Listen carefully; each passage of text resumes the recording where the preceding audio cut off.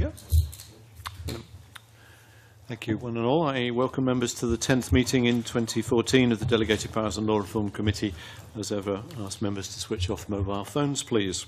Agenda item 1 is a decision on taking business in private. It's proposed that the committee takes items 5, 6 and 7 in private. Item 5 is consideration of the response from the member in charge to the committee's questions on the Disabled Persons Parking Badges Scotland Bill to inform the committee of its report. Item 6 is consideration of our draft report on the Revenue Scotland and Tax Powers Bill. And item 7 is to allow us to consider a paper from the clerk relating to the Standards, Procedures and Public Appointments Committee's inquiry into procedures for considering legislation. Does the committee agree to take those items in private, please? We do. Thank you. Agenda item 2 is instruments subject to negative procedure, and we start with the Ethical Standards in Public Life, etc. Scotland Act 2000, Register of Interests Amendment Regulations 2014, SSI 2014-50. Drafting of Regulation 4 is defective, as the new Regulation 4A2, which it inserts into the Ethical Standards in Public Life, etc. Scotland Act 2000, Register of Interest Regulations 2003, fails to refer to the proper officer as the person to whom members of the devolved public bodies, which are also national park authorities, must give a notice of interest. The committee may consider it to be highly unsatisfactory. The Scottish Government does not intend to correct this error prior to the instrument taking effect. Does the committee therefore agree to draw this instrument to the attention of the Parliament under reporting ground I, as the drafting of Regulation 4 is defective? Stu. I think, Convener, in this particular case, this is something we should very definitely press further. Because if it were to be the case that a member of a National Parks Authority failed to undertake their commitments to report to the Standards Officer and used the absence of there being a Standards Officer to whom they could make a report as their defence in some circumstances, that would be a perfectly legitimate defence for a member to make, because precision of wording in this context is likely to be quite important. So I'm disappointed that the government does not see the need to align the language with what's in the relevant primary legislation for national parks, especially as previous secondary legislation appears to have used the correct term. Indeed. John? Yes, I would agree with what Stuart Stevenson has said. At the very least, this could lead to confusion, but possibly a great deal more than confusion. And I think it's a great pity that the government are not prepared to amend this. This committee has been working particularly hard to encourage better drafting, and we would really have expected the government to support that. And it appears here, for reasons as yet undefined and perhaps best known only to themselves, that they are choosing to not alter what is an obvious and quite serious mistake. So I take it we're agreed that we will report that as defective. Does the committee also agree to report that it considers the government's decision not to amend this error prior to the instrument taking effect to be highly unsatisfactory? Agreed. Okay. The Town and Country Planning Hazardous Substances Scotland Amendment Regulations 2014, SSI 2014-51. Our legal advisers have suggested that the committee may wish to draw the following matter to the attention of the lead committee considering these regulations. The regulations come into force on the 29th of March 2014. Article 31 of the Directive 2012-18 EU on the control of major accident hazards involving dangerous substance provides that Article 30, which these regulations implement, required to be transposed into domestic law by the 14th of February 2014. Directive 2012-18 EU was published in July 2012. The explanation provided by, by the Scottish Government for the relatively short delay in transposing the EU requirements is that there have been competing resource pressures within the policy department at the time when the instrument was due to be laid. There's also been a need to liaise with the Health and Safety Executive and with the UK administrations on the outcome of consultations on the proposals, which has precluded a substantially earlier transposition date. The committee may also wish to draw the following matter to the attention of the lead committee. Regulation 3 has effect in the situation where, as a result of the change in the treatment of heavy fuel oil affected by the regulations, a person who does not presently need a hazardous substances consent would require consent immediately as from the 29th of March 2014.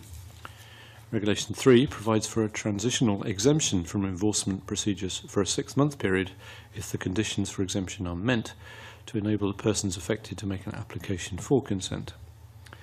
The committee may consider that the need for the exemption period to operate from the 29th of March until the 28th of September 2014 might have been avoided had the instrument been made sufficiently in advance of the 14th of February so that the affected persons could have obtained consent in time for Article 30 of Directive 2012-18 EU being transposed into Scots law.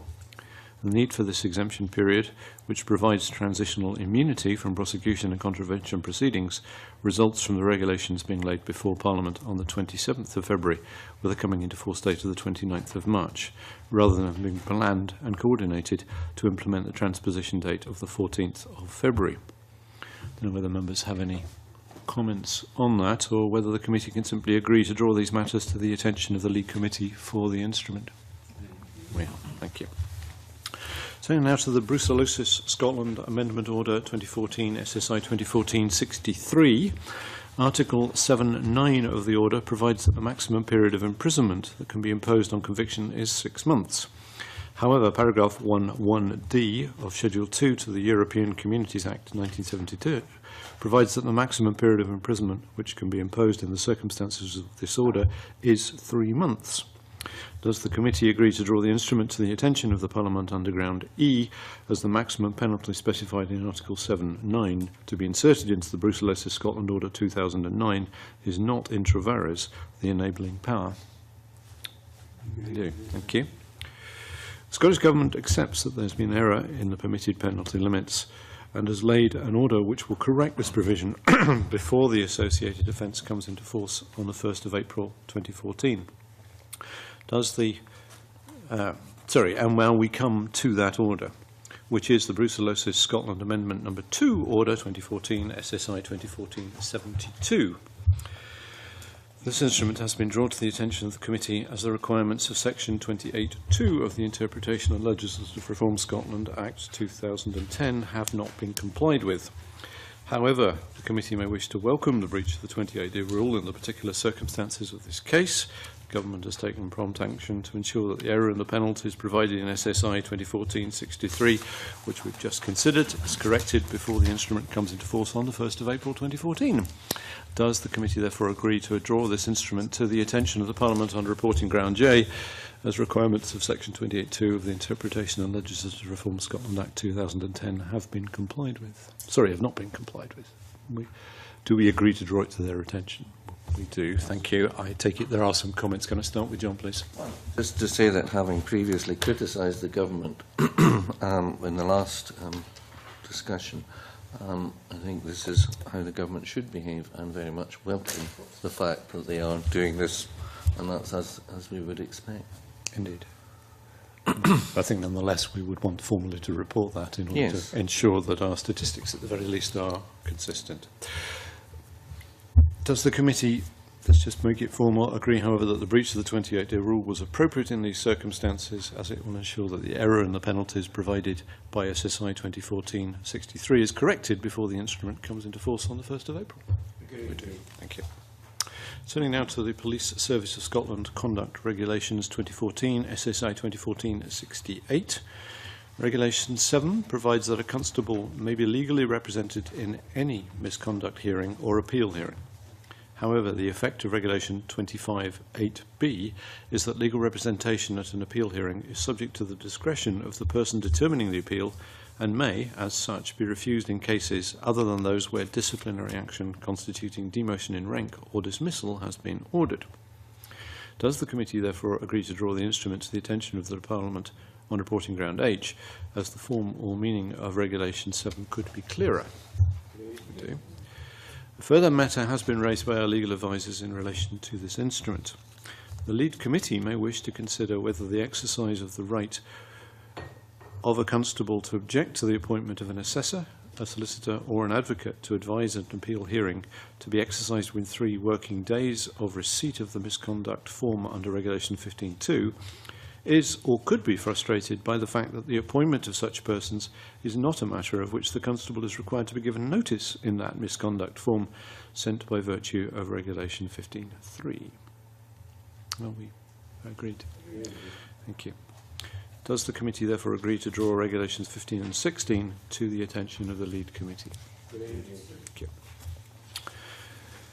The CRC Energy Efficiency Scheme Amendment Order 2014, SSI 2014-502.